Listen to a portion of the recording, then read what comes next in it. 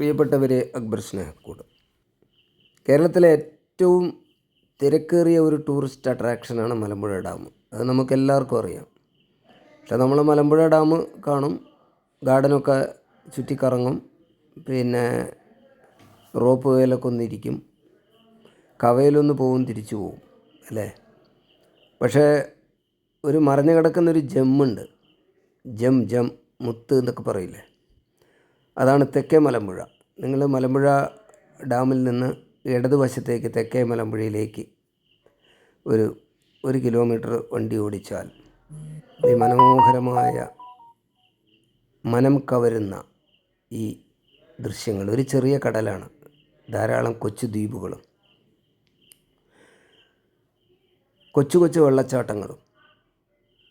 വേണമെങ്കിൽ ഈ വെള്ളച്ചാട്ടത്തിലൊക്കെ ഒന്ന് കുളിക്കാം, ആരും നിങ്ങളെ തടയുകയില്ല. അത്ര മനോഹരമായ ഒരു പ്രദേശമാണ് തെക്കേ മലമ്പുഴ. അപ്പോൾ മലമ്പുഴയ്ക്ക് വന്നാൽ, പ്രത്യേകിച്ച് മൺസൂണിൽ നിങ്ങൾ തെക്കേ മലമ്പുഴയിൽ പോവുക. എന്നുവെച്ചാൽ നമ്മുടെ ശ്വാസത്തെ പിടിച്ചു നിർത്തുന്ന അത്ര മനോഹരമായ കാഴ്ച വിരുന്ന് അവിടെ ഒരുങ്ങിയിരിക്കുകയാണ് നിങ്ങൾക്കായിട്ട്.